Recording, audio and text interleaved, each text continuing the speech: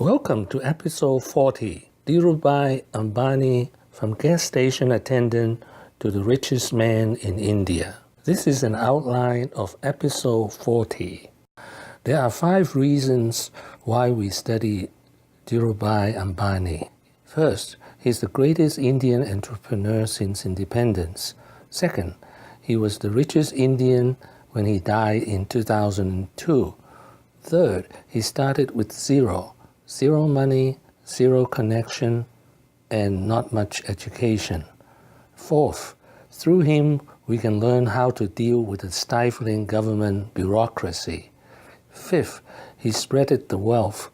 He helped create thousands of millionaires out of the middle class along the way.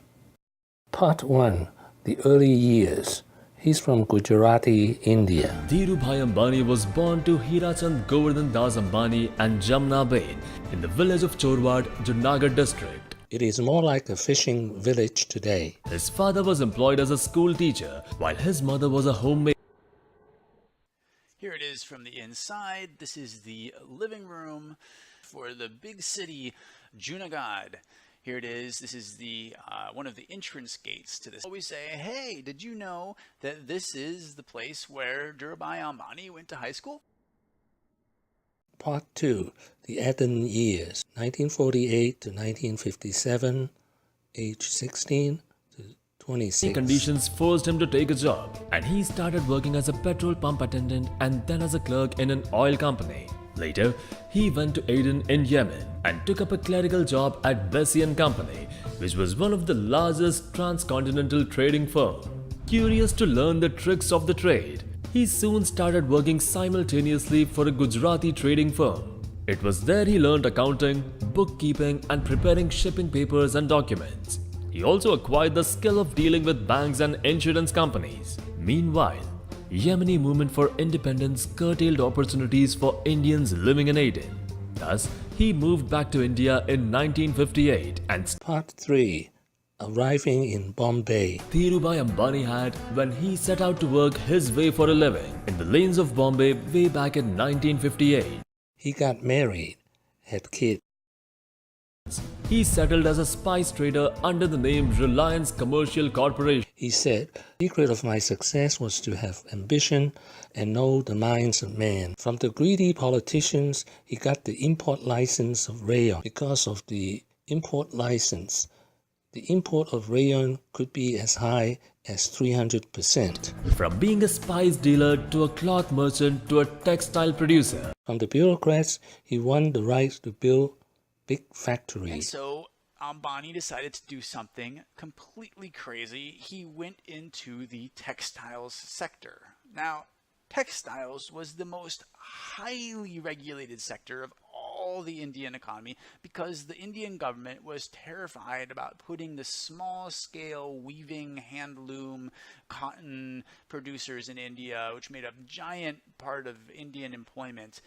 It was absolutely terrified about putting them out of business, and so really refused to license any kind of large-scale production in textile. Rayon is going to replace cotton, and machine will replace human. Ambani made it possible by convincing the bureaucrats to let him build big factories. Reliance Textiles Industries Private Limited was founded in Maharashtra.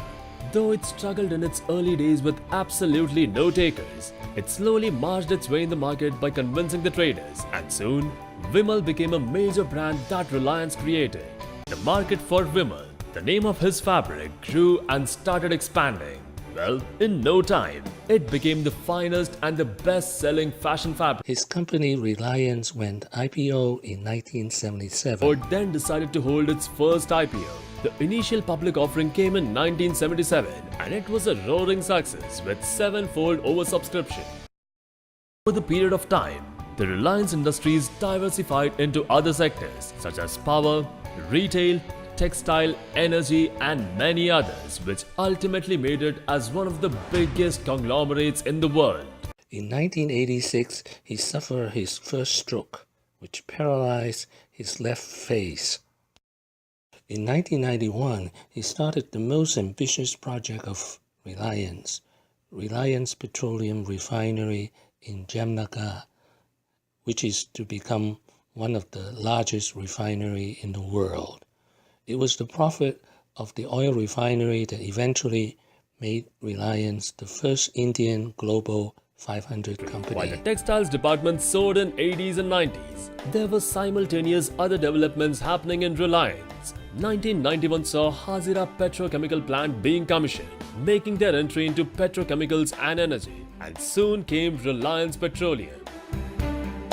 Later in the year 19... The ultimate mega factory is India's Reliance Oil Refinery, dwarfing every other refinery on earth, as well as all its competitors in this countdown with its phenomenal output.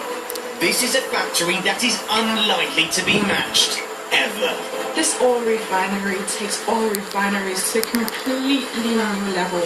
This factory is all about efficiency and output. It's super slick and super efficient. It's just phenomenal. 1995, Reliance entered the telecom market. Explorations and production is one of the key places of interest of Reliance. पर दुनिया ने उनका उल्लेख किया और उन्हें सराहा. In 2002, he suffered his second stroke and died. With just 500 rupees in his pocket, but later be ranked by Forbes as one of the world's richest person with an estimated net worth of 2.9. What have I learned today? Dhirubhai Ambani is one of the world's greatest entrepreneurs. He started with zero, did not finish high school, and ended as the richest man in India.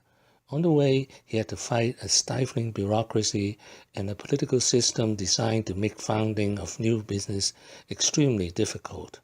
He also is credited in creating thousands of millionaires out of the middle class. Thank you for watching. Please subscribe and leave your comments and questions below. My next video will be 10 lessons of Dhirubhai Ambani. Wishing everyone peace and prosperity.